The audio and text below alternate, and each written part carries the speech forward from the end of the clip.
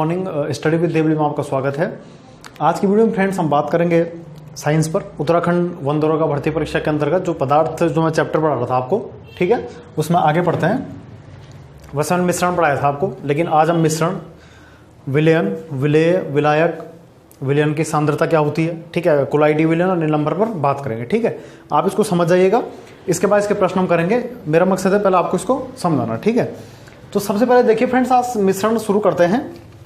तो मिश्रण क्या है, ठीक है, मिक्सर क्या है, तो मैंने पिछली वीडियो में से बताया, आपको बता रखा, आप देख लेना। तो मिश्रण, ठीक है, मिश्रण सबसे पहले क्या होता है फ्रेंड्स, अशुद्ध पदार्थ होता है। ठीक है, सबसे पहले आप याद रखिए मिश्रण क्या होता है, अशुद्ध होता है। ठीक है, शुद्ध किसको बोलते हैं, मैंने बताया है यौगिक को। ठीक है, ये तत्व कहते हैं, ठीक है ना। अशुद्ध पदार्थ को मिश्रण कहा गया है। ठीक है, ध्यान रखिए मिश्रण किसे कहते हैं, मिश्रण दो या दो से अधिक तत्वों या यौगिकों से किसी भी अनुपात में मिला हुआ पदार्थ होता है।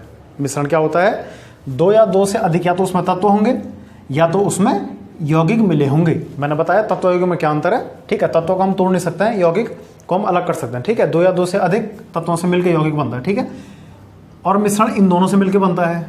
ठीक, किसी भी अनुपात में हो सकता है। ठीक है ना, तो मिक्सर उसको कहते हैं। ठीक है, अब बात आती है कि मिश्रण कितने प्रकार के हैं। ठीक है, ये मिक्सर जैसे वायु है, हमारे वातावरण में वायु दिखती है, वो मिश्रण है। हम मिश्र धातु पढ़ते हैं, पीतल, पीतल किससे मिलकर बना है, तांबा और जिंक से, वो भी एक क्या है, मिश्रण है, मिश्रण है, मिश्र धातु कहते हैं।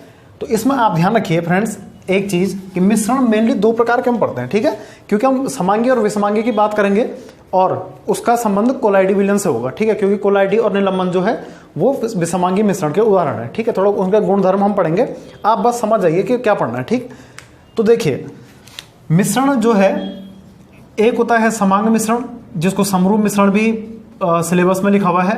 ठीक है, और एक होता है विषमांग मिश्रण। ठीक है, एक क्या होता है फ्रेंड्स, विषमांग मिश्रण या विषमरूप मिश्रण। इसको समरूप कह सकते हैं, इसको विषमरूप कह सकते हैं। ठीक, समांग नाम से ही स्पष्ट है, क्लियर हो जाएगा आपको, ये ज्यादा टफ इसमें है नहीं। समांग मिश्रण ऐसे मिश्रण को कहते हैं जिसमें कण पूरी तरह घुले रहते हैं। ठीक है, पूरी तरह घुले रहते हैं, घटक कण, मतलब जैसे मैं नमक को पानी में डाल रहा हूं तो नमक के जो कण हैं, सोडियम क्लोराइड जो नमक है उसके जो कण हैं वो पानी के कणों से अच्छे से मिले हुए हैं। ठीक है, अर्थात उसको हम अगर स्थिर रखेंगे तो वो कण अलग नहीं होंगे। ठीक है ना, तो आप समझ जाइए कि पूरी तरह घुले हुए हैं और वो देख भी नहीं सकते हम, वो अलग चीज है, उसको हम देखा नहीं जा सकता है। ठीक है ना, काफी सूक्ष्म होते हैं। ठीक है, अभी इनके कणों के आकार में आपको बताऊंगा, आप बेसिक समझ जाइए। ठीक है ना, क्लियर हो गया आपको, तो आप समझ गए समांग मिश्रण क्या है। ठीक है, आगे हम समांग मिश्रण में जब टेंडल प्रभाव पढ़ेंगे तब और क्लियर होगा। अर्थ बात कर रहा था, समांग मिश्रण में मिश्रण के कण पूरी तरह घुले रहते हैं। ठीक है, मिश्रण कण पूरी तरह घुले रहते हैं, जैसे नमक और पानी का मिश्रण, चीनी और पानी का मिश्रण। ठीक है, मतलब कि उसमें जो स्वाद होता है उसका, प्रत्येक जो हम पीते हैं उसमें आपको ऐसा लगेगा कहीं पर मीठा कहीं पर खट्टा, ऐसा नहीं है। ठीक है, मतलब क्या होता है, कण पूरी तरह घुले रहते हैं। ठीक है, स्वाद एक समान रहता है। ठीक है, तो घटक कण घुले रहेंगे। ठीक, विषमांग मिश्रण सिंपल है।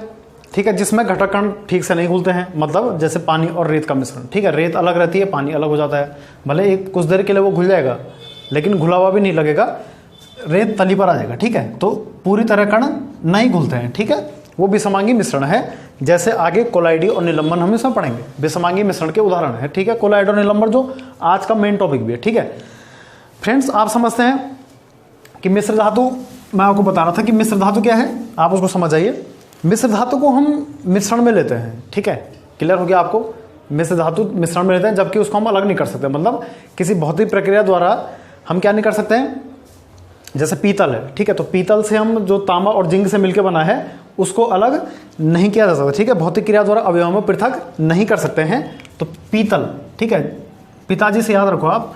ठीक है, पी से क्या है, पीतल, तो से हो जाएगा तांबा, जो से हो जाएगा जिंक, मतलब कॉपर और जिंक, तांबा और जिंक से क्या बनता है, पीतल। तो ये एक मिश्र धातु है, इसी को मिश्रण कहते हैं। और कैसा मिश्रण है, समांग मिश्रण है। कैसा है, समांग।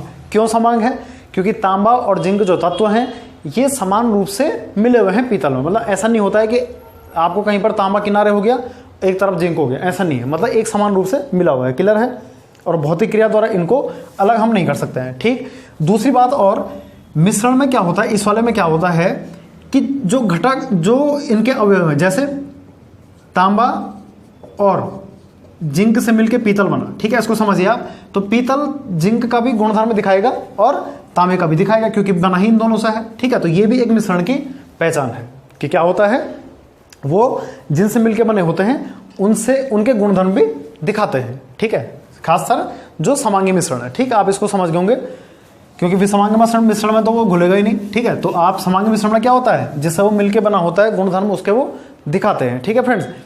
इसके बाद देखिए फ्रेंड्स, इंपॉर्टेंट है, विसमांगी मिश्रण में पढ़ दिया, ठीक है। अब समझते हैं विलयन क्या है, ठीक है। विलयन क्या है, सॉल्यूशन किसे कहते हैं, ठीक है। तो विलयन को समझिए, सॉल्यूशन क्या है। तो विलयन क्या है फ्रेंड्स, तो विलयन समझ गया आप, दो या दो से अधिक पदार्थों का विलयन जो है, हम अब क्या पढ़ रहे हैं, हम पढ़ रहे हैं विलयन, ठीक है, विलयन।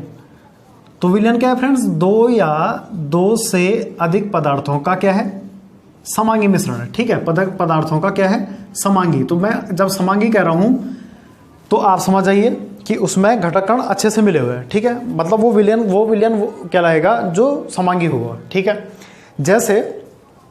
जैसे आप समझिए इसको, नींबू पानी है, ठीक है, नींबू पानी है, सोडा वाटर है, और आपका टिंचर आयोडीन है, और किसी केस में वायु भी कह सकते हैं आप, ठीक है। तो आप इसको समझिए, ये किससे बल के बना है, मैं आपको ये बताता हूँ। टिंचर आयोडीन भी पूछता है एग्जाम में। तो देखिए, विलयन की बात कर रहा हूँ मैं, ठीक है, मतलब जो घटक कण है वो अच्छे से घुले हैं, क्योंकि समांगी है, ठीक है, दो या दो से अधिक पदार्थों से मिलकर बना हुआ है। अब नींबू और पानी, ठीक है, मैं इससे पहले जब समांगी बताया था आप समझ गए होंगे। नींबू पानी किससे मिलकर बना है, नींबू और पानी से, मतलब मैं नींबू को पानी में डाल रहा हूँ, ठीक है, तो अच्छे से घुल गया, ठीक है। स्वाद एक समान रहेगा उसका, ऐसा नहीं कि कहीं पर खट्टा लगेगा कहीं पर मीठा लगेगा।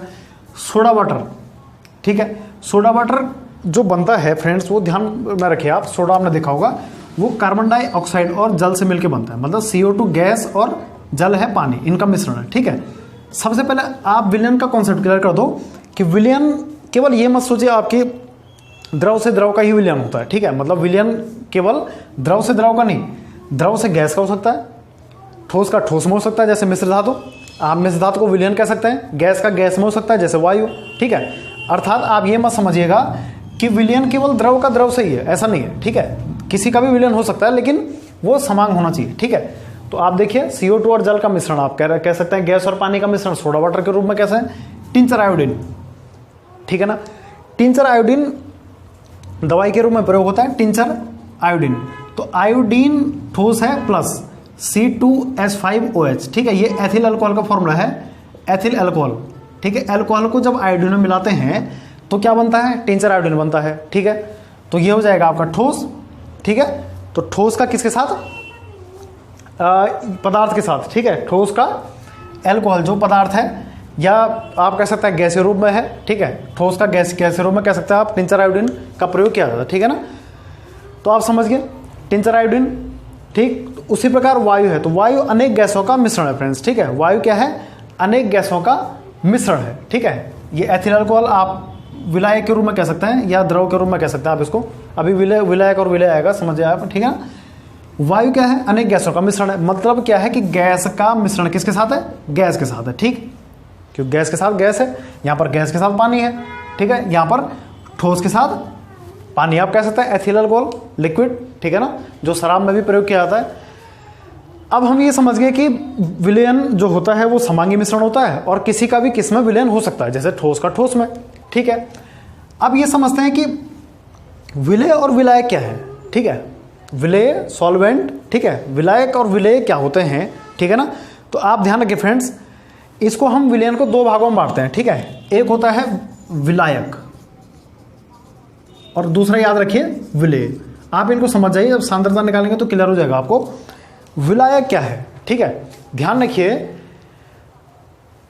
विलयन को जिससे प्राप्त करते हैं, मतलब कहने का है जिसमें कोई चीज घोली जाती है, सीधी और सरल लैंग्वेज में, कि जिसमें कोई चीज घोली जाती है, मतलब जैसे नींबू पानी, मैंने नींबू को किस में डाला, पानी में। तो फ्रेंड ध्यान रखिए, पानी किसका काम करेगा, विलायक का। और अच्छी बात यह है कि पानी को यूनिवर्सल कहते हैं, ठीक है, सार्वत्रिक विलायक भी इसको कहा जाता है, ठीक है, क्योंकि पानी में लगभग सारी चीज घुल जाती है और पानी आसानी से उपलब्ध हो जाता है, ठीक है ना, क्लियर है। तो सार्वत्रिक विलायक भी एक है, तो विलायक पानी है और नींबू यहाँ पर क्या है, विलेय का काम करेगा। तो आपको अब समझ में आ गया होगा, ठीक है। मतलब जिसको हम घोलते हैं वो विलेय, जिसमें घोलते हैं वो पानी, और इन दोनों से मिलकर जो बनता है वो विलयन। मतलब मैं कह सकता हूं यहां से विलेय प्लस विलायक बराबर क्या प्राप्त होता है फ्रेंड्स, विलयन। ठीक है, तो आप समझ गए इसको आप नोट कर लीजिए, ठीक है ना। इसको आप नोट कर लीजिए, एग्जाम के पॉइंट ऑफ व्यू इंपॉर्टेंट है, ठीक है। तो क्लियर हो गया आपको। तो इसका मतलब यह है कि जो विलयन है वो विलेय और विलायक से मिलकर बना होता है, ठीक है। तो वायु वाला एग्जांपल भी आप समझ गए, टिंचर आयोडीन समझ गए। तो वायु में क्या है, गैस कौन सी ज्यादा है, सिंपल सी बात है, नाइट्रोजन ज्यादा है। तो नाइट्रोजन का ऑक्सीजन के साथ या किसी भी गैस के साथ मेल है। तो ध्यान रखिए, वायुमंडल में जो गैस है नाइट्रोजन, तो नाइट्रोजन को हम विलायक के रूप में कह सकते हैं, ठीक है। नाइट्रोजन किस रूप में हो सकता है, विलायक, क्योंकि ध्यान रखिए हमेशा विलायक की मात्रा ज्यादा होती है, सामान्यतः विलायक की मात्रा ज्यादा होती है, जिसमें कोई चीज घोलते हैं तभी वो घुलेगी भी, इसकी मात्रा ज्यादा होनी चाहिए, नॉर्मली होती भी है, ठीक है। तो कह सकता है कि वायुमंडल में नाइट्रोजन को विलायक के रूप में देखा जा सकता है, ठीक है। या वायुमंडल में किस गैस को विलायक कहा जाता है, तो आप कह सकते हैं नाइट्रोजन। या वायु का विलायक किस गैस को कहते हैं, तो नाइट्रोजन को कहते हैं। आप नोट कर लीजिए, वायु का विलायक गैस, वायु का विलायक गैस जो होता है, जो गैस है N2 है, नाइट्रोजन है, वायुमंडल में कितना परसेंट है, 78% मैंने आपको ये बताया था, ठीक है। तो आप विलयन भी समझ गए होंगे, ठीक है। उम्मीद है आप मुझे कि आप विलयन भी समझ गए होंगे, विलेय विलायक भी आप समझ गए होंगे, ठीक है। अब हम थोड़ा बात कर लेते हैं कि विलयन के गुण क्या है, मतलब थोड़ा बहुत विलयन के गुण हम समझेंगे ताकि बाद में कोलाइडी विलयन समझने में आसानी हो, ठीक है। तो हम ये समझ चुके हैं कि विलयन क्या है, एक समांगी मिश्रण है, अच्छे से घुलाव मिला रहता है, घटक कण अच्छे से मिले रहते हैं, गैस का गैस में हो सकता है विलयन, ठोस का ये एथिल अल्कोहल द्रव में हो सकता है, गैस का पानी विलयन हो सकता है, इत्यादि इत्यादि हो सकते हैं, ठीक है। एग्जाम में आप डिस्प्ले पे आपके जो आएंगे अभी ये उदाहरण आप देख लीजिएगा। अब हम पढ़ते हैं फ्रेंड्स कि विलयन के गुण क्या हैं, प्रॉपर्टीज ऑफ सॉल्यूशन, ठीक है। विलयन के गुण क्या है, ठीक है। तो विलयन के गुण क्या है, सबसे पहले आप ध्यान रखिए कि विलयन का पहला गुण क्या है, ये क्या होता है, समांग होता है। विलयन क्या होता है फ्रेंड्स, समांग होता है, ये तो हमने परिभाषा में पढ़ा था, ठीक है। क्लियर हो गया आपको। दूसरा, जो विलयन के अर्थात जो समांग विलयन के मतलब अच्छे से घुले मिले जो हैं, तो जो विलयन में जो कण रहते हैं, ठीक है, विलयन के कण, सिंपल सी बात है, विलयन में घुले रहेंगे ना, तो विलयन के जो कण रहेंगे उनका आकार, ठीक है, जो एग्जाम में पूछा जाता है उसको मैं आपको अवश्य बताऊंगा। जो विलयन के कण हैं उनका आकार पूछा जाता है, ठीक है। तो विलयन के जो कण हैं उनका आकार होता है फ्रेंड्स 1 नैनोमीटर या 10⁻⁻9 मीटर को 1 नैनोमीटर कहते हैं। ये फैक्ट भी एग्जाम में 1 नंबर का अवश्य पूछा जाता है, ठीक है। आप इसको नोट कर लेंगे, ठीक है। क्लियर है, 1 नैनोमीटर बराबर 10⁻⁹ मीटर होता है। इतना कण का आकार होता है किसके, मीटर में है, किसके, विलयन के, ठीक है। जो विलयन, एक्चुअल विलयन जो होता है, जो अच्छे से घुला हुआ रहता है, मैं उसकी बात कर रहा हूं, ठीक हो गया। अब आपको ये समझ में आ गया होगा, नोट कर लीजिए। इसके बाद जो उसकी प्रॉपर्टी है तीसरी, याद रखिए, विलयन को आप देखिए, खुद ही सोचिए, फिल्टर पेपर से अलग कर सकते हैं क्या, नहीं कर सकते। मतलब आपने अगर नींबू पानी बना दिया अच्छे से घोल के, तो क्या उसको फिल्टर करके नींबू अलग पानी अलग हो जाएगा, नहीं होगा, ठीक है। तो ध्यान रखिए, इसको फिल्टर पेपर से अलग नहीं किया जा सकता है, ठीक है। क्लियर हो गया आपको, अलग आप नहीं कर सकते हैं, ठीक है ना। क्लियर हो गया, तो ये भी आपने नोट कर लिया, ठीक है। और पहले मैं बता चुका हूं कि विलयन को अगर मैं कहीं पर रख दूं तो विलयन के कण क्या होंगे, मतलब अगर मैं नींबू पानी कहीं पर रख दूं तो ऐसा तो नहीं है कि नींबू तली पर बैठ जाएगा, ठीक है। नींबू कहां से बैठेगा, क्योंकि नींबू तो मिल चुका है, ठीक है, द्रव में द्रव मिल चुका है। तो अर्थात यह है कि अगर इनको कहीं पर स्थिर रखें तो कण तली पर इनके नहीं बैठते हैं, ये विलयन का गुण है, ठीक है। और नॉर्मली हम आगे पढ़ेंगे भी टिंडल प्रभाव। तो समांगी विलयन जो होता है, जो विलयन होते हैं समांगी वाले, उनसे प्रकाश आर पार हो जाता है, उनसे क्या होता है, प्रकाश आर पार हो जाता है, क्योंकि उसमें कण घुले रहते हैं और प्रकाश को फैलने नहीं देते हैं और प्रकाश सीधे आर पार, ठीक है। जबकि कोलाइडी विलयन में ऐसा नहीं होता, वो आगे हम समझेंगे, ठीक है। तो आप विलयन भी समझ गए, इससे पहले मिश्रण भी समझ चुके हैं। कहीं पर आपको पूछना है फ्रेंड्स तो आप डिस्क्रिप्शन में लिखिए, आपकी समस्या का हल किया जाएगा, ठीक है। तो विलयन के कण का आकार कितना होता है, पढ़ लिया, फिल्टर पेपर से अलग नहीं हो सकता है, ठीक है। इसके बाद समझते हैं फ्रेंड्स, इंपॉर्टेंट एग्जाम के पॉइंट ऑफ व्यू जो आता है, आपको जो याद रखना है विलयन के प्रकार, ठीक है। उससे पहले मैं आपको बता दूं, कक्षा 9th की जो बुक है, एनसीईआरटी में जो बुक है, एनसीईआरटी की जो बुक है, उसमें एक क्रियाकलाप कराया गया है, उसमें 4 ग्रुप बना रखे हैं, ठीक है। 4 ग्रुप कौन से बना रखे हैं मैं आपको बताता हूं। उन्होंने लिखा हुआ है थोड़ा आप इसको समझिए, ठीक है। ये आगे के लिए आपके प्रश्नों का उत्तर के लिए क्रियाकलाप कराए गए हैं जो आपके दिमाग में आएंगे। 4 ग्रुप हैं, ए बी सी डी, ठीक है। देयर आर 4 ग्रुप्स, ठीक है। अब इसमें क्या है, ग्रुप 1 को दिया गया है, उसमें ग्रुप 1 को दिया है कॉपर सल्फेट के क्रिस्टल, कॉपर सल्फेट जिसका फॉर्मूला CuSO4 होता है,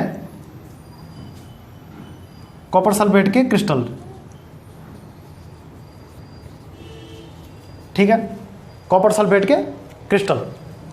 बी वाले ग्रुप को दिया है, एक ग्रुप है बी वाले ग्रुप को दिया है कॉपर सल्फेट का चूर्ण, ये क्रिस्टल है तो ये चूर्ण में है, ठीक है, चूर्ण के है, पाउडर रूप में है। सी वाले ग्रुप को दे दिया इन्होंने चौक का चूर्ण, चौक दे दिया, उसका चूरा बनाकर दे दिया, ठीक है। और डी वाले को दे दिया है स्याही की बूंदें, या दूध भी दे सकते हैं, यहाँ पर उसमें दूध भी है। ये 4 जो ग्रुप बनाए गए हैं जो मैंने देखे हैं उसमें, और जो आपको इंपॉर्टेंट मुझे लगता है कि एग्जाम में पूछ सकता है ऐसा, ये 4 जो ग्रुप बने हुए हैं, ये 4 ग्रुप 4 बच्चों में अलग अलग दिए हुए हैं। देने का मकसद क्या है, अब सुनिए। उसमें ये लिखा हुआ है, आप इसको समझिए क्यों लिखा है। उसमें बोला गया कॉपर सल्फेट के क्रिस्टल CuSO4 जो भी है।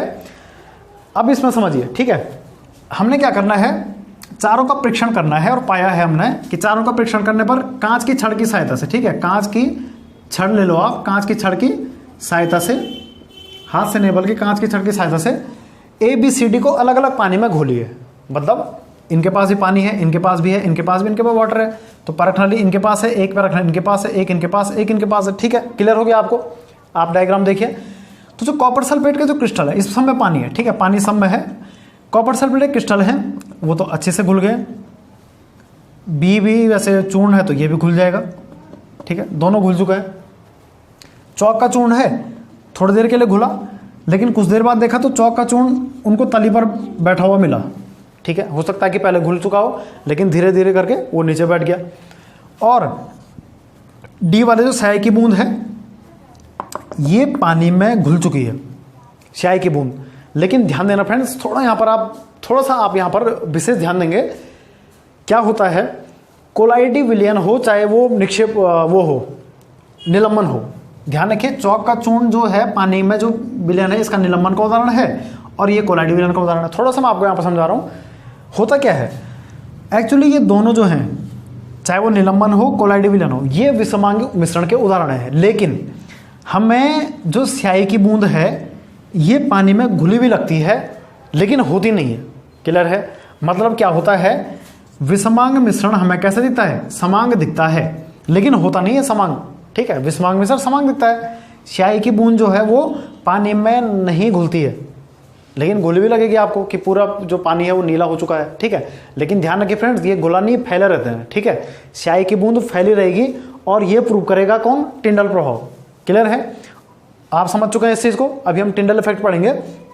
और जो चौक का चूर्ण है, चौक का चूर्ण क्या कर रहा है, चौक का चूर्ण भी थोड़ी देर के लिए घुल गया, लेकिन स्थायी रखा, अगर मैं उसको स्थिर रखा तो वो निलंबित हो गया, सस्पेंडेड हो गया, अर्थात चौक के कण नीचे बैठ गए। सिंपल सी बात यह है कि चौक के चूर्ण को तो आप देख सकते हैं इसमें, क्योंकि चौक नीचे बैठ चुकी है, लेकिन तो आप फ्रेंड नीली स्याही को नहीं देख सकते हैं, जबकि कॉपर का चूर्ण, सॉरी, जो चौक का चूर्ण है वो आपको आप देख सकते हैं, ठीक है।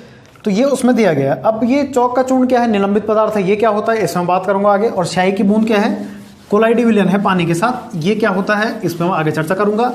तो मैं आपको बता रहा था विलयन, ठीक है, हम बात कर रहे हैं विलयन पर।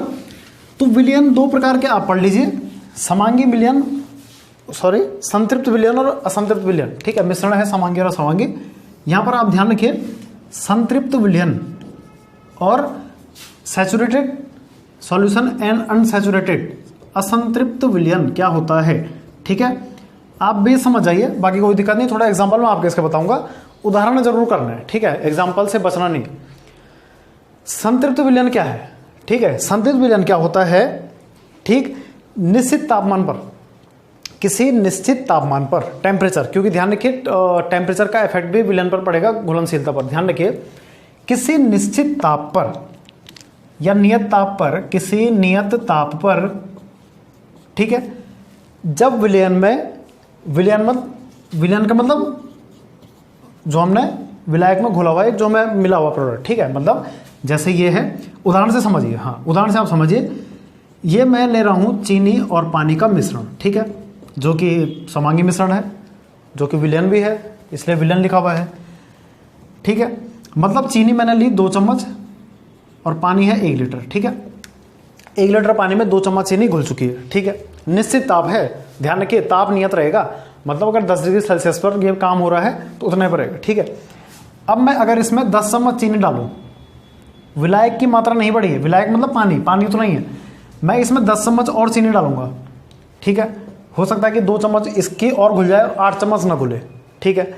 तो ध्यान रखिए फ्रेंड्स, क्या होता है अगर मैं 10 चम्मच जब चीनी डालूंगा इसी पानी में, जो हमारा विलयन है, ये वाला जो विलयन है, इसमें और मैं चीनी डालूंगा और डालूंगा, तो एक स्थिति ऐसी आएगी कि चीनी घुलना बंद हो जाएगी, ठीक है। और चीनी क्या होगी, लास्ट में तली पर जम जाएगी।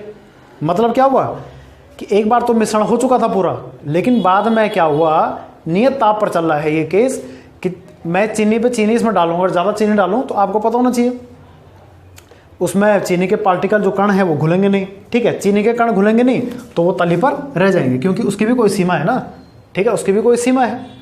क्लियर हो गया आपको ये? तो संतृप्त आप समझ गए।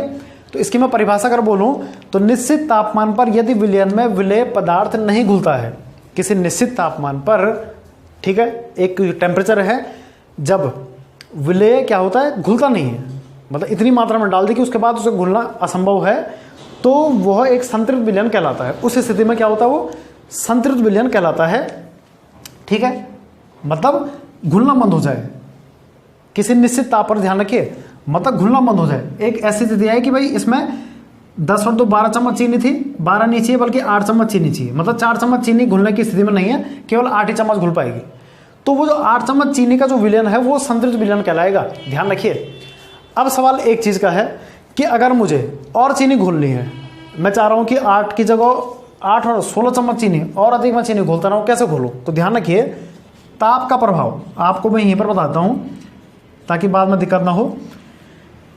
विलयन पर ताप का जो प्रभाव पड़ता है सीधा सीधा मैं कह सकता हूँ ताप डायरेक्टली प्रोपोर्शनल है किसके, मात्रा के। ताप डायरेक्टली प्रोपोर्शनल किसके, मात्रा के। मतलब क्या होता है कि ताप बढ़ाने पर क्या होती है, विलयन घुलता है या विलयन की मात्रा बढ़ जाती है, कह सकते हैं आप।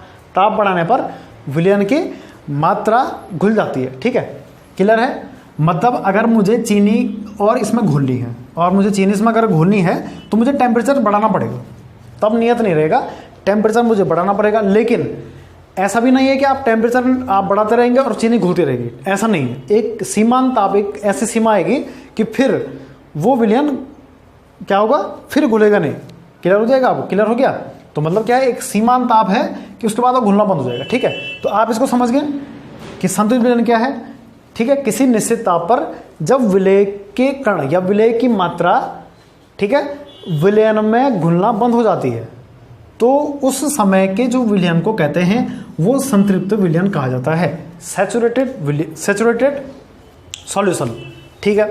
और ताप का इफेक्ट क्या है, ताप का इफेक्ट है कि ताप बढ़ने पर घुलनशीलता बढ़ जाती है, सीधे सीधे।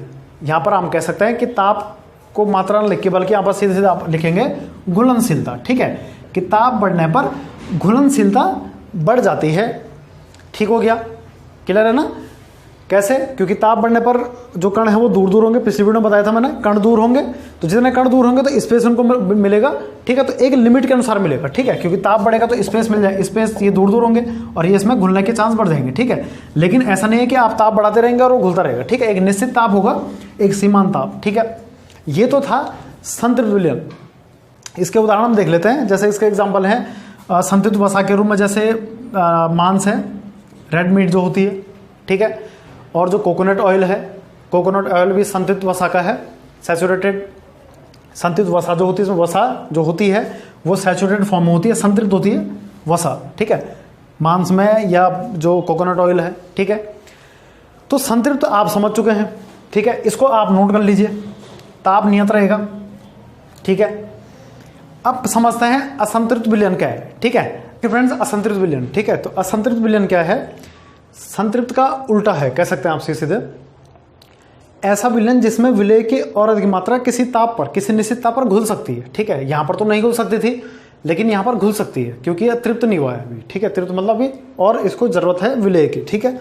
मतलब किसी निश्चित ताप पर विलय की और अधिक मात्रा किसी विलायक में घुल सकती है, वो असंतृप्त विलयन कहलाता है। जैसे ये पानी है, ठीक है, पानी को हम विलायक कह रहे हैं, मतलब जिसमें जो कोई चीज़ घुल जाती है, ये पानी है, ठीक है। और ये आप इसमें मैंने NaCl डाला है, नमक, ठीक है। तो नमक घुल चुका है लेकिन पूर्ण रूप से नहीं घुला है, मतलब और इसको चाहिए। मतलब हो सकता है कि इसको 10 ग्राम नमक की जरूरत थी, मैंने केवल 5 ग्राम डाला, तो यह एक असंतृप्त विलयन है। किसी निश्चित ताप पर और अधिक ही घुल सकता है, ठीक है।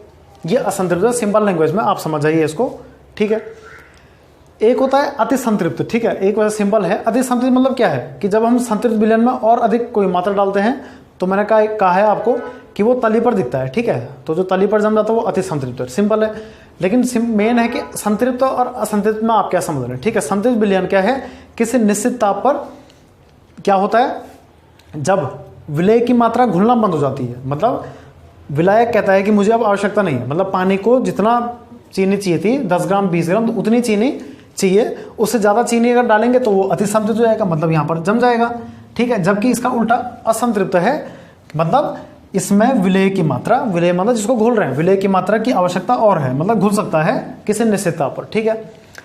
अब एक चीज़ आप समझिए, अगर मुझे संतृप्त से असंतृप्त करना है, देखिए ध्यान रखिए, अगर मैं संतृप्त का ताप कम करूं, अगर मैं संतृप्त विलयन का ताप कम करूं तो कौन सा विलयन प्राप्त होगा, असंतृप्त। ध्यान रखिए, असंतृप्त विलयन, सॉरी संतृप्त विलयन है कोई, ठीक है, मतलब पानी और चीनी का मिश्रण ले लो आप। अगर मैं उसका ताप कम करता हूं तो वो असंतृप्त बन सकता है या बन जाएगा, क्योंकि उसमें फिर हम चीनी घोल सकते हैं, ठीक है। ताप बढ़ने पर, घुलनशीलता ताप कम होने पर ये असंतृप्त हमें प्राप्त हो जाएगी, ठीक है। और असंतृप्त विलयन का अगर मैं ताप बढ़ाता हूं, ताप अगर मैं बढ़ाता हूं तो ये संतृप्त विलयन प्राप्त हो जाएगा, ठीक है। असंतृप्त विलयन का ताप बढ़ाने पर संतृप्त विलयन प्राप्त होता है। ये कॉन्सेप्ट आप समझ जाइए, ठीक है। क्लियर हो गया आपको? फिर देखिए मैं आपको समझाता हूं। संतृप्त विलयन का ताप कम करूंगा तो असंतृप्त बन जाएगा, मतलब ताप कम करने से क्या होगा, ताप कम करूंगा, ठीक है, तो क्या होगा, अणु नजदीक आएंगे, ठीक है, अणु नजदीक आएंगे, तो मतलब क्या होगा, उसमें विलय की मात्रा और ज्यादा घुलने की संभावना बढ़ जाएगी, ठीक है। और अगर मैं असंतृप्त का ताप अगर और बढ़ाऊं, ठीक है, असंतृप्त विलयन है उसका मगर ताप बढ़ाऊं, ठीक है, अगर मैं इसका ताप यहां पर बढ़ाऊं, ठीक है, तो क्या प्राप्त होगा, ताप बढ़ाने पर संतृप्त विलयन प्राप्त होगा। कैसे, क्योंकि अगर मैं ये देखिए, आप एग्जांपल समझिए, असंतृप्त विलयन है कोई, ठीक है, नमक और पानी का ले लीजिए, मैं इसका टेम्परेचर बढ़ा रहा हूं, क्लियर कर लो, मैं इसका टेम्परेचर बढ़ा रहा हूं, तो होगा क्या, ताप बढ़ाने पर क्या होगी, घुलनशीलता बढ़ जाएगी, और ये धीरे धीरे मैं नमक डालता रहूंगा और ये इतना घुल जाएगा कि मुझे संतृप्त विलयन प्राप्त हो जाएगा, उसके बाद घुलना बंद हो जाएगा। क्लियर है आपको? ये आपस में कनेक्ट हैं। असंतृप्त का ताप बढ़ाओ संतृप्त मिलेगा, और संतृप्त का ताप कम करो असंतृप्त मिलेगा, ठीक है। मतलब इसका ताप कम करूंगा तो ये मिलेगा, इसका ताप बढ़ाऊंगा तो ये मिलेगा। इस चीज को आप समझ जाइए थोड़ा, ठीक है। मतलब असंतृप्त का ताप मैंने क्या किया, बढ़ाया तो संतृप्त मिला। अब यहां पर संतृप्त विलयन था चीनी और पानी, इसका मैं ताप कम कर रहा हूं, ताप कम कर रहा हूं तो असंतृप्त विलयन प्राप्त हो रहा है, ठीक है। मतलब क्या होगा, उसमें चीनी की मात्रा घुलने के चांस और बढ़ जाएंगे, ठीक है। क्लियर है आपको ये? तो आप इसको समझ जाइए कि संतृप्त और असंतृप्त विलयन क्या होता है, ठीक है। निश्चित तापमान पर और अधिक मात्रा घुली जा सकती है। असंतृप्त का अर्थ यही है कि इसमें विलय की मात्रा और जरूरत है, ठीक है, विलय की और अधिक मात्रा घोली जा सकती है, ठीक है। लेकिन ताप का प्रभाव ध्यान रखिए, ताप बढ़ाने पर घुलनशीलता बढ़ जाएगी, ठीक है। ताप बढ़ाने पर घुलनशीलता बढ़ जाती है। डिपेंड मात्रा पे भी करेगा ना, कि मात्रा कितनी डाल रहे हैं आप, ठीक है, मात्रा पे डिपेंड करेगा कि कितनी मात्रा आप डाल रहे हैं, ठीक है। अगर मात्रा जितनी ज़्यादा मात्रा डालेंगे उतना कम उसकी घुलनशीलता कम होती रहेगी, ठीक है। मतलब मात्रा में ज़्यादा डालूंगा तो घुलनशीलता कम हो जाएगी, ठीक है। तो आप संतृप्त और असंतृप्त विलयन समझ गए, ठीक है, दोनों आप समझ आइए। असंतृप्त मतलब उसको और आवश्यकता है विलय की, ठीक है, सिंपल है, वैसे आप समझ गए होंगे इसको। इसके बाद देखिए, हाँ, असंतृप्त विलयन का एग्जाम्पल लिख लीजिएगा। असंतृप्त विलयन का एग्जाम्पल है असंतृप्त का जो पीनट बटर होता है, ठीक है, और ऑलिव ऑयल, ठीक है। पीनट बटर जो मूंगफली का मक्खन होता है, उसमें जो वसा होती है वो असंतृप्त होती है, ठीक है, याद रखिए। और ऑलिव ऑयल, ठीक है, ऑलिव ऑयल भी असंतृप्त फैट जो है वसा का उदाहरण है, ठीक है ना। बाकी रेड मीट हो गया वो संतृप्त में आएगा, फैट, ठीक है। जो फैट होता है तो असंतृप्त फैट, जो saturated fat and saturated fat होता है वो भी इसी में ही आप पढ़ लेंगे, ठीक है ना। तो उदाहरण भी आप समझ गए फ्रेंड्स, आप नोट कर लीजिए क्लास 9 एनसीईआरटी के अकॉर्डिंग। डिफरेंस आप समझ गए हैं, difference between saturated solution and saturated solution, ठीक है। संतृप्त विलयन और असंतृप्त विलयन आप समझ गए। तापमान निश्चित रहेगा, ध्यान रखिए, ताप बढ़ाने पर घुलनशीलता बढ़ जाएगी, ठीक है। डिपेंड मात्रा करेगा, मात्रा कितनी आप डाल रहे हैं, ठीक है ना। हम पढ़ते हैं अब विलयन की सांद्रता, ठीक है। हमारा टॉपिक है विलयन की सांद्रता। सांद्रता मतलब मात्रा से है, ठीक है ना। सिंपल है यहाँ पर, या विलय की भी कह सकते हैं यहाँ पर आप।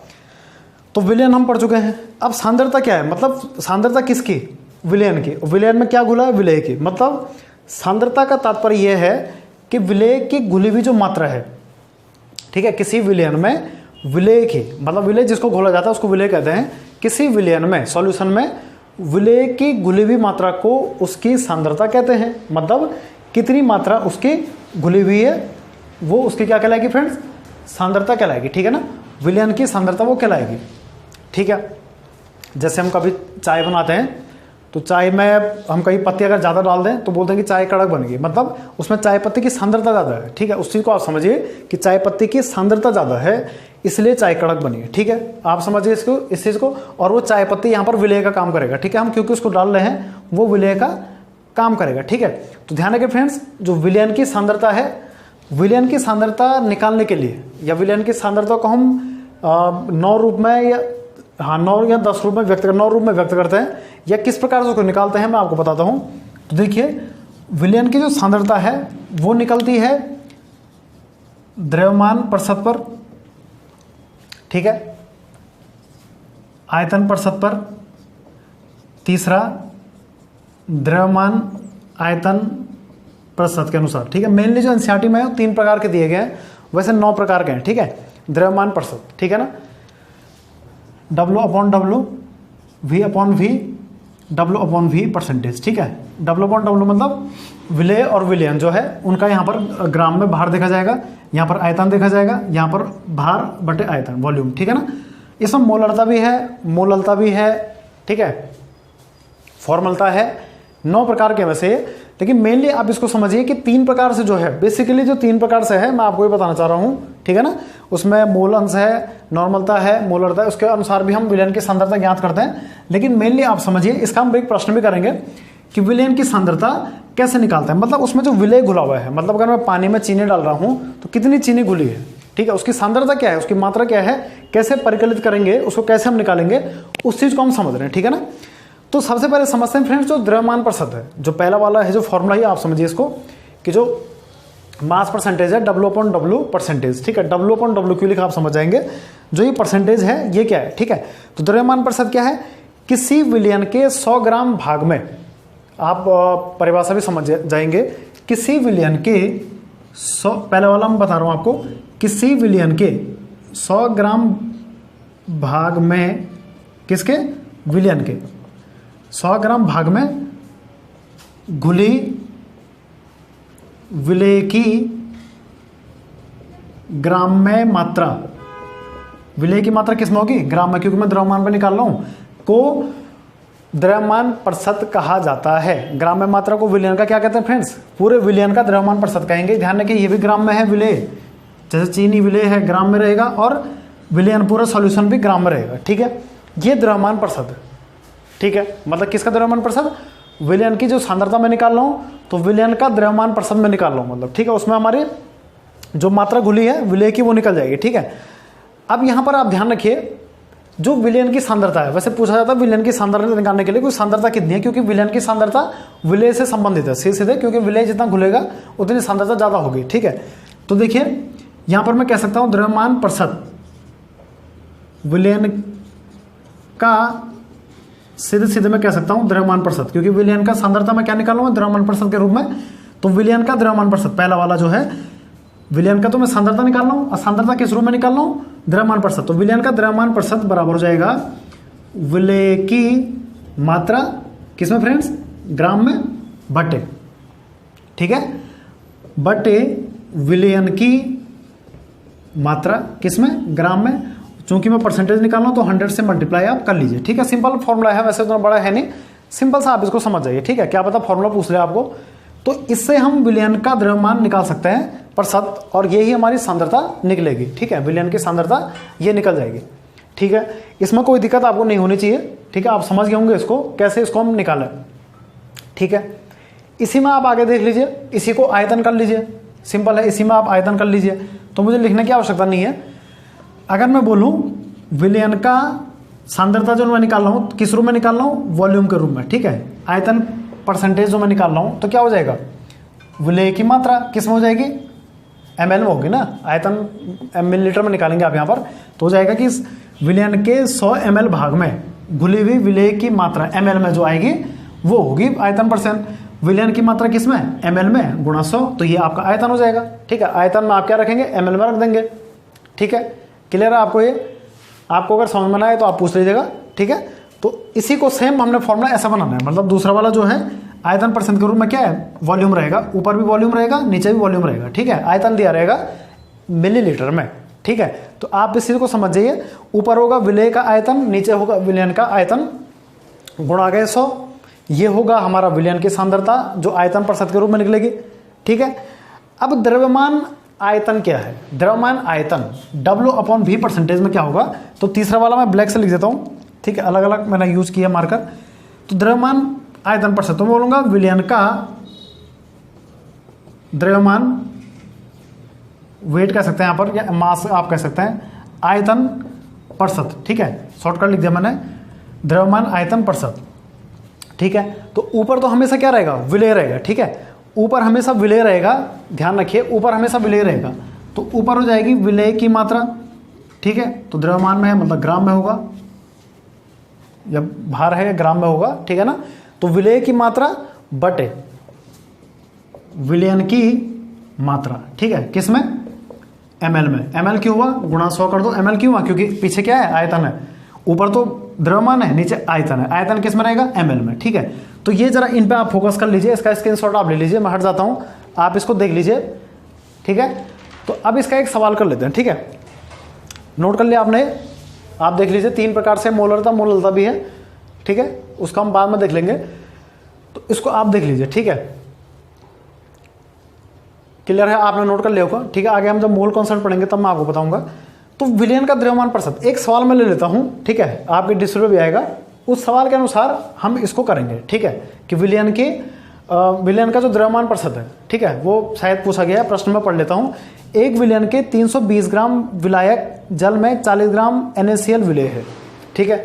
तो मैं प्रश्न लिख लेता हूं, आप थोड़ा इसको नोट भी कर लीजिएगा। तो देखिए फ्रेंड्स, मैं प्रश्न लिख लेता हूं। तो देखिए फ्रेंड्स, एक क्वेश्चन आपके डिस्प्ले पे है कि एक विलयन के 320 ग्राम, ठीक है, एक विलयन के 320 ग्राम विलायक जल में 40 ग्राम NaCl विलेय है, विलयन की सांद्रता ज्ञात कीजिए, ठीक है। विलयन की क्या निकालनी है, सांद्रता निकालनी है।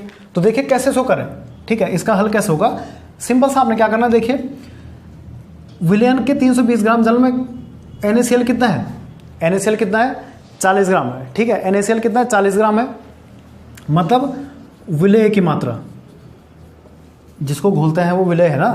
तो विलेय की मात्रा मतलब विलेय क्या है यहाँ पर, NaCl, इसकी मात्रा कितना है, 40 ग्राम, ठीक है। और यहाँ पर है विलायक, जिसमें घोला जाता है उसको विलायक कहते हैं। विलायक यहाँ पर पानी का काम कर रहा है, जल का काम कर रहा है, यह है 320 ग्राम, ठीक है। तो आपको पता होना चाहिए विलयन किससे मिलकर बनता है, अभी तो पता है मैंने, विलयन किससे मिलकर बनता है, विलेय और विलायक से मिलके, मतलब इन दोनों से मिलके हमें विलयन प्राप्त होगा ना। तो ठीक है, इसका मतलब जो कुल हमारे पास विलयन है, कुल विलयन कितना है, सॉल्यूशन कितना है, 40 ग्राम प्लस 320 ग्राम्स, ठीक है। तो 360 ग्राम, ठीक है, हमारा विलयन है किसका, पानी और नमक का। कहने का मतलब सीधे आप समझ गए यहाँ तक, ठीक है, इतना आप समझ जाइए। तो 320 ग्राम विलायक जल में 40 ग्राम NaCl विलेय है, ठीक है। तो क्लियर हो गया। आपको पता होना चाहिए यहाँ पर ग्राम में दिया है विलयन, और विलेय भी हमारे पास ग्राम में है। तो द्रव्यमान प्रतिशत निकालिए, तो विलयन की जो सांद्रता निकलेगी वो द्रव्यमान प्रतिशत के रूप में हम निकालेंगे यहाँ पर। तो ध्यान रखिए इस चीज़ का, लीटर में नहीं है वैसे, ग्राम में है। तो द्रव्यमान प्रतिशत का फॉर्मूला जस्ट मैंने बताया था आपको, द्रव्यमान प्रतिशत होता है, यहाँ से सांद्रता निकल ली है, ठीक है। क्या निकल ली है, विलयन की सांद्रता, ठीक है। तो किस रूप में निकल ली, द्रव्यमान प्रतिशत के रूप में विलयन की सांद्रता निकल रही है, सीधा आप कह सकते हैं विलयन की सांद्रता, ठीक है। कैसे निकलेगी, तो देखिए फॉर्मूला है विलेय का द्रव्यमान ग्राम में, विलेय का द्रव्यमान बटे विलायक का द्रव्यमान जी और जी ग्राम में गुणा 100, ठीक है। तो विलेय का द्रव्यमान कितना है, विलेय कितना था 40 अपॉन विलयन सॉरी यहाँ पर विलायक नहीं विलयन आएगा कुल, क्योंकि विलयन कुल लेंगे ना हम, तो विलयन कितना है 360 कुल है ग्राम इंटू 100 कर दो, ठीक है। तो यहाँ से आप इसको सॉल्व करेंगे फ्रेंड्स, इसका आंसर जो है इससे काट दो आप, ठीक है। क्लियर है, ये कट जाएगा 4 दही 40, ठीक है, और 4 नंबर 36, तो हो जाएगा फ्रेंड्स कितना 100/9, ठीक है। तो 11 पॉइंट समथिंग कुछ आएगा, तो 9 का भाग दीजिए 100 में, तो 9 एकम 9, 1 0 9 एकम 9, ठीक है। तो 11 सही 1/9% इसकी सांद्रता आ जाएगी, ठीक है। तो सांद्रता ऐसे निकालते हैं फ्रेंड्स, ठीक है। अब अंक चेंज होंगे तो इस पर कोई आपको फर्क पड़ेगा नहीं, ठीक है, फर्क इस पर नहीं रहेगा, सेम रहेगा, ठीक है ना। अगर बाय द वे यहाँ पर वो टेम्परेचर दे देता है, ठीक है, अगर वहाँ पर टेम्परेचर देगा तो टेम्परेचर का भी हम यहाँ पर हम रोल कुछ भी नहीं होगा, ठीक है। एक क्वेश्चन आपके डिस्प्ले आएगा, आप कर लेना उसको। अगर वो देगा कि 293 केल्विन तक ऐसा हुआ कि 320 ग्राम विलायक जल में 40 ग्राम NaCl विलेय 293 केल्विन पर विलेय है, तो विलयन की सांद्रता ज्ञात कीजिए, तो ऐसे इसको करेंगे, ठीक है। मतलब उसमें ताप से आप घबराएंगे नहीं, ठीक है। तो उम्मीद है फ्रेंड्स आप सांद्रता भी समझ गए होंगे, इसमें कोई दिक्कत आपको नहीं होगी, ठीक है। तो इसके बाद लास्ट टॉपिक हमारा है निलंबन और कोलाइड क्या होता है, ठीक। कोलाइडी विलयन क्या है, सिंपल सा है, उसमें ज़्यादा टाइम नहीं लगेगा। आप इस प्रकार के प्रश्न कीजिए, ये एग्जाम में पूछ सकता है आपको, ठीक है, एग्जाम में ये पूछा सकता है। इसके बाद देखिए फ्रेंड्स निलंबन क्या है, ठीक है। तो इसके बाद देखिए फ्रेंड्स निलंबन और कोलाइडल विलयन मैंने लिखा है, अंतर भी आप समझ जाइए, और इसमें ज़्यादा है नहीं वैसे पर, लेकिन आप अंतर इसमें समझ जाएंगे, ठीक है, इंपॉर्टेंट है। तो निलंबन क्या है, ठीक है। सबसे बड़ी बात यह है कि दोनों विषमांगी मिश्रण है, सबसे अंतर तो नहीं है लेकिन संबंध है कि दोनों विषमांगीय मिश्रण है, ठीक है। मतलब दोनों में कण घुले नहीं रहते हैं बल्कि फैले हुए रहते हैं, ठीक है। इसमें भी आप घुले हुए लगते हैं लेकिन होते नहीं है, ठीक है। ये समांगी लगता है लेकिन होता नहीं है, ये विषमांगी होता है, ठीक है। लगता है और होने में अंतर है, ठीक है ना। तो आप समझ गए इसको, विषमांगीय दोनों, ठीक है। निलंबन क्या होता है, इसमें जैसे सिंपल सी बात है, अगर बालू और पानी का मिश्रण है, ठीक है, ये बालू और पानी है, तो फ्रेंड्स बालू और पानी में आपको पता होना चाहिए बालू नीचे तली पर होगा, ये बालू है, ठीक है, घुलेगा कभी नहीं, चाहे आप इसमें कितनी भी पानी की मात्रा डाल दें, कितनी बार भी घोल दें, ये कभी नहीं घुलेगा, ठीक है। सस्पेंडेड पार्टिकल है, क्योंकि बालू के कण पानी के अपेक्षा पानी के कण से काफ़ी बड़े होते हैं, ठीक है ना। जो बालू के कण हैं वो काफ़ी बड़े होते हैं, बल्कि कोलाइडी के जो कण हैं वो छोटे होते हैं इससे। मतलब कहने का तात्पर्य यह है कि क्या होता है, निलंबन के कण क्या होते हैं, ज़्यादा बड़े होते हैं, ठीक है, इसलिए घुलता नहीं है, ठीक है। जैसे बालू कभी नहीं घुलेगा, ठीक है। एक बात यह है, कणों का आकार की बात करें तो 10⁻³ से 10⁻⁴ सेंटीमीटर होता है निलंबन के कणों का आकार, ठीक है। जो घुले होते हैं, जो पार्टिकल इतने आकार के होंगे वो निलंबित कण माने जाएंगे, कहने का मतलब ये है, ठीक है ना। जो विलेय के कणों का आकार है, जो विलेय के कण हैं, जो घुलने वाले कण जो हैं, जैसे बालू कह सकते हैं आप, तो इतने कण के जो आकार होंगे वो निलंबित हो जाएंगे, वो घुलेंगे नहीं बल्कि तली पर रह जाएंगे। और सबसे अच्छी बात यह है, इसको हम फिल्टर पेपर से अलग कर सकते हैं, करते हैं ना अलग, फिल्टर पेपर से अलग, जैसे पानी की गंदगी है तो फिल्टर से अलग हो जाता है, तो फिल्टर पेपर से अलग ये किया जा सकता है, ठीक है, बल्कि उधर वाला नहीं होता कोलाइडी। तो आप अंतर भी समझ रहे हैं और आप इस चीज़ को भी समझ रहे हैं कि विषमांगी मिश्रण है दोनों, जैसे बालू पानी, इसका आकार कितना होता है, फिल्टर पेपर से अलग ये किया जा सकता है, ठीक है। तो क्लियर है, ये क्या है फ्रेंड्स, आंखों से देखे जा सकते हैं, जबकि कोलाइडी विलयन नहीं देख सकते हैं। आप अंतर भी समझ रहे हैं, ठीक है, क्योंकि सिंपल सी बात है ना कि बड़े होंगे आकार तो दिखेंगे, जबकि कोलाइडी विलयन एक अति सुंदर से भी आप देखेंगे तब भी नहीं दिखेंगे, ठीक है, क्योंकि ये काफ़ी छोटे होते हैं, ठीक है। तो अब थोड़ा समझते हैं, निलंबन तो आप समझ गए, सिंपल सा है, सस्पेंडेड पार्टिकल है, विषमांगी मिश्रण है, ठीक है। कोलाइडियल विलयन में थोड़ा देखने लायक चीज़ है, क्योंकि इसमें टिंडल प्रभाव का इफेक्ट हम देखेंगे, ठीक है। ध्यान रखिए आप एक चीज़, ठीक है, विषमांगी मिश्रण है कोलाइडी विलयन, ठीक।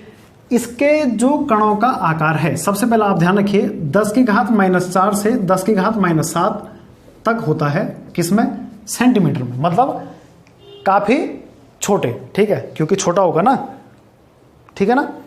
क्लियर है? 10⁻⁴ से 10⁻⁷ सेंटीमीटर के कणों के आकार, जैसे यहाँ इनका ये, तो एग्जाम में कणों का आकार पूछ सकता है, ठीक है, विलेय के कण, ठीक है ना, विलेय के कण। ध्यान रखिए जो विलेय के कण है ये घुले नहीं रहते हैं, बल्कि घुलने से अच्छा अगर हम बोलेंगे इसको फैले रहते हैं या परिक्षिप्त रहते हैं, परिक्षिप्त रहते हैं। अभी परिक्षेपण माध्यम आएगा बताऊंगा। इसमें घुलना अलग चीज, फैले रहते हैं, घुले नहीं बोलेंगे, फैले, बल्कि हमें घुले जैसे लगते हैं, ऐसा बोल सकते हैं आप, ठीक है। जैसे दूध कोलाइडी विलयन का एग्जाम्पल है और बहुत अच्छा इमल्सन का भी एग्जाम्पल है, पायस का एग्जाम्पल है। जो स्याही वाला मैंने अभी जैसे पहले बताया था, तो स्याही वाला भी किस में आएगा? कोलाइडी विलयन है ना स्याही, ठीक है, ये भी आप समझ गए, ठीक है। अंतर की बात करें तो इसको फिल्टर पेपर से आप अलग नहीं कर सकते हैं, क्योंकि बहुत छोटे कण हैं, इतने छोटे हैं कि फिल्टर पेपर से ये पार हो जाते हैं, अलग ये नहीं होते हैं, ये भी आप समझ गए, ठीक है। तो आप इनको नोट भी कर लीजिए फ्रेंड, साथ साथ फिल्टर पेपर से अलग नहीं हो सकता है और इसको नग्न आंखों से नहीं देखा जा सकता है, क्योंकि बहुत ही छोटे ये कण होते हैं, ठीक है, बहुत ही छोटे कण होते हैं, इसको आप नग्न आंखों से नहीं देख सकते हैं, ठीक है, इंपॉर्टेंट है, ठीक।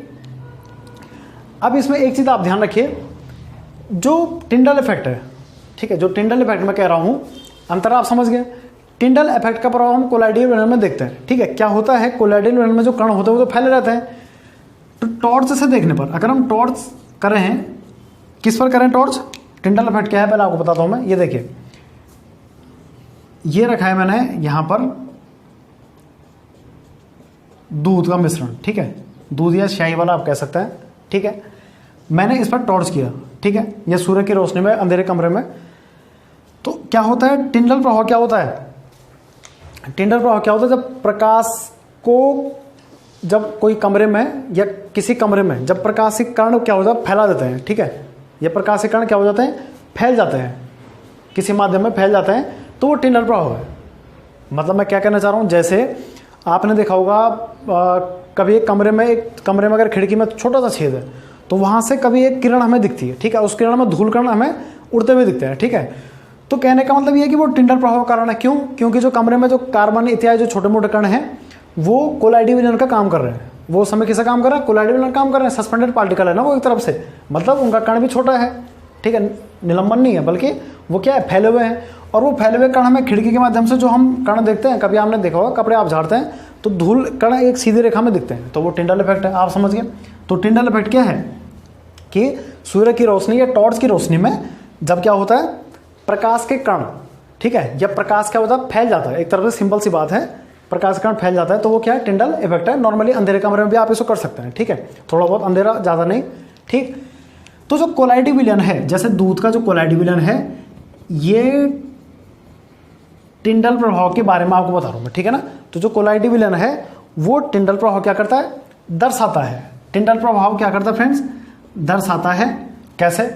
क्योंकि अगर मैं यहां से टॉर्च में से अगर इसमें प्रकाश में डालूंगा, किसमें, जो दूध का हमारा विलयन है, टॉर्च में प्रकाश डालूंगा तो प्रकाश आर पार नहीं होता, बल्कि प्रकाश इसमें फैल जाता है। प्रकाश इसमें क्या होता है फ्रेंड्स, फैल जाता है इसी में। डिस्प्ले पे पिक आएगी, आप देख लेना, पिक्चर आएगी, आप समझ गए।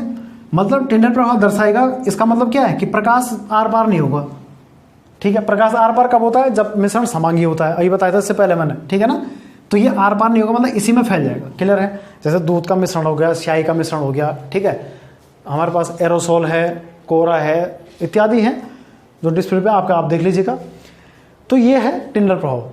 जबकि कॉपर सल्फेट मैंने इससे पहले बताया था आपको, जो समांगी मिश्रण है कॉपर सल्फेट, तो कॉपर सल्फेट से क्या होता है, ये कॉपर सल्फेट का मिश्रण है, CuSO4 का मिश्रण है, ये टिंडल प्रभाव नहीं दर्शाता है। क्यों टिंडल प्रभाव नहीं दर्शाएगा? क्योंकि मैं टॉर्च अगर मैं इस पर मारूं, टॉर्च अगर मैं इस पर करूं, ये देखिए, तो ये आर पार हो जाएगा, क्योंकि मिश्रण समांग है, ठीक है, उसमें प्रकाश फैलने का कोई कारण नहीं है, ये आर पार हो जाएगा। कहने का मतलब ये है फ्रेंड्स कि जो समांगी मिश्रण है उससे प्रकाश क्या होगा फ्रेंड्स, आर पार हो जाएगा, क्योंकि इसमें कण में फैलेंगे नहीं, केवल पार कर देगा, ठीक है, क्योंकि पूरी तरह से घुला रहेगा। लेकिन कोलाइडी विलयन तो पूरी तरीके से घुला लगता है, लेकिन होता नहीं है, फैले रहते हैं यहाँ पर। इसलिए टिंडल प्रभाव क्या करता है, जब लाइट इस पर हम करते हैं तो प्रकाश को अंदर ही फैला देता है, बाहर नहीं जाने देता है, ठीक है। तो कुल मिलाकर कहने का है कि जो कोलाइडियल विलयन होंगे वो टिंडल प्रभाव को नहीं दर्शाएंगे, टिंडल प्रभाव को दर्शाएंगे, और जो समांगी विलयन होंगे वो नहीं दर्शाएंगे, ठीक है। टिंडल प्रभाव करती है कि प्रकाश को फैला रहा है या नहीं फैला रहा है, कहने का तात्पर्य ये है, ठीक है। अब एक एग्जांपल आपने देखा होगा जंगल का, कि जंगल में क्या होते हैं, घने जंगल होते हैं, ठीक है, वहाँ पर सूर्य की किरण पड़ती है, ठीक है, लाइट वहाँ पर पड़ती है, ठीक है ना। आपने वहाँ देखा होगा कि घने जंगलों के बीचों बीच सूर्य किरण पड़ती है, ठीक है। तो जो किरणें पड़ती हैं तो वो एक सीधी रेखा में दिखती है, ठीक है। क्यों दिखती है? क्योंकि जो वायुमंडल में जो वाष्प है उसमें जो कण हैं, उसके जो जल के कण हैं वो कोलाइडी कण के रूप में काम करते हैं, ठीक है, और वो प्रकाश को एक सीधी रेखा में आने देते हैं, ठीक है, जिस समय वो एक सीधी रेखा में दिखता है। घने जंगल के बीचों बीच देखना, आप डिस्प्ले पे आपको दिखेगा। तो सभी ये क्या है फ्रेंड्स, टिंडल प्रभाव के कारण है, ठीक है। आपको क्लियर हो गया, ठीक है ना। तो आप इसको समझ गए होंगे कि टिंडल इफेक्ट क्या क्या है, ठीक है। एग्जाम में पूछ सकता है, उदाहरण पूछ सकता है आपको, या आप एक समझ बना लीजिए इस पर, ठीक है। अब देखिए आप टिंडल प्रभाव भी समझ गए। इसके बाद देखिए फ्रेंड्स कि परिक्षिप्त प्रावस्था और परिक्षेपण माध्यम क्या है, जिससे कोलाइडियल विलयन बना होता है, ठीक है। तो निलंबन तो आप समझ गए हैं। तो कोलाइडियल विलयन जो है, ये कोलाइडी विलयन जो है वो परिक्षेपण माध्यम, वो क्या बनता है, परिक्षेपण माध्यम और परिक्षिप्त प्रावस्था से मिलकर बनता है। जैसे लास्ट टॉपिक है आज का, ठीक है। तो परिक्षेपण माध्यम और परिक्षिप्त प्रावस्था, ठीक है, ये क्या है, ठीक है ना। तो परिक्षेपण माध्यम आप ये समझिए, जो चीज़ फैली रहती है, ठीक है, यह परिक्षेपण माध्यम को हम समझेंगे। परिक्षेपण माध्यम क्या है और परिक्षेपण प्रावस्था क्या है, ठीक है, इन दोनों को आप समझिए। तो ठीक है फ्रेंड्स, परिक्षेपण माध्यम क्या है, ठीक है, जिसमें कोलाइडी कण घुले रहते हैं, जिसमें कोलाइडी कण क्या होंगे, घुले रहेंगे, वो परिक्षेपण माध्यम है। और जो कण घुले रहेंगे वो क्या है, प्रावस्था है। जैसे दूध और पानी, ठीक है, सॉरी दूध और पानी है, दूध केवल दूध, आप पायस का एग्जांपल लेंगे तो दूध और वसा, क्योंकि दूध में वसा घुली है ना, क्लियर है आपको। तो वसा अगर दूध में है तो वो क्या है, एक पायस बनाता है, ठीक है। जैसे दूध किसका एग्जांपल है, कोलाइडी विलयन का, ठीक है। और दूध किसका मिश्रण है, द्रव का, द्रव में मिश्रण है, मतलब दूध में परिक्षेपण माध्यम भी द्रव है और परिक्षिप्त प्रावस्था भी द्रव है, जिससे हमें क्या मिलता है, पायस मिलता है, पायस बोलते हैं उसको, ठीक है, उस प्रकार को पायस कहते हैं। और इसका एग्जांपल है फ्रेंड्स दूध, कि द्रव का द्रव से मिला तो पायस बना, ठीक है। तो द्रव आप समझ गए, अगर वसा द्रव के रूप में हो और जल द्रव के रूप में हो, मतलब वसा किस में घुली है, पानी में, तो ये दूध बनाएगा, ठीक है। तो इसी प्रकार अन्य एग्जाम्पल भी है। एरोसोल है, आप देख लीजिए, वो 8-9 है इस प्रकार के जो उनकी स्थितियां हैं, वो डिस्प्ले पे आपके आएगा, आप उनको नोट कीजिएगा, ठीक है। एग्जाम के पॉइंट ऑफ व्यू इंपॉर्टेंट रहेंगे वो, ठीक है। जैसे एरोसोल है, तो एरोसोल क्या है, एरोसोल जो है वो गैस का द्रव में मिश्रण या द्रव का गैस में मिश्रण है, ठीक है। किसका है, द्रव का गैस में मिश्रण है, ठीक है। द्रव और गैस, द्रव किस में मिली है, गैस में, द्रव मिली है गैस में, ठीक है। तो जो जिसमें मिली है, ठीक है, द्रव मिली है गैस में, तो माध्यम गैस हो जाएगा, और जो मिली है प्रावस्था हो जाएगी, मतलब एरोसोल बनाएगा जैसे कोहरा, ठीक है। तो आप देख लीजिएगा डिस्प्ले पे। तो ये दूध, मक्खन भी पूछता है, ठीक है, मक्खन भी पायस का एग्जाम्पल है फ्रेंड्स, ठीक है। मक्खन भी क्या है, पायस का एग्जाम्पल है, ठीक है। यदि तेल में जल आएगा तो ये मक्खन होगा, तेल में जल घुला होगा तो मक्खन, और जल में तेल होगा तो ये दूध, ठीक है। आप समझ गए इस चीज को। परिक्षिप्त अगर माध्यम, परिक्षिप्त माध्यम अगर तेल है जिसमें घुला है तो वो मक्खन होगा, और परिक्षिप्त माध्यम अगर जल है तो वो दूध का एग्जाम्पल होगा, ये प्रावस्था हो जाएगी, ठीक है। मैंने कौन चीज़ किस में घुली आप समझ जाइए, तो आप इसको थोड़ा समझिए, ठीक है। बाकी डिस्प्ले पे जो आपके आएगा आप उनको नोट कर लीजिए। और भी एग्जाम्पल है इसके और हैं, ठीक है, आप देख लीजिएगा इसको। एग्जाम के पॉइंट ऑफ व्यू फ्रेंड्स से एग्जाम पूछे जाते हैं, ठीक है। तो आप इनको समझ गए फ्रेंड्स। ये कोलाइडी विलयन के कुछ रूप हैं, ठीक है, जो हमने अभी पढ़े। ये दूध वाला एग्जाम्पल पूछा जाता है, इमल्सन, ठीक है। कोलाइडी कणों का आकार कितना है, कणों का आकार नोट कर लीजिएगा।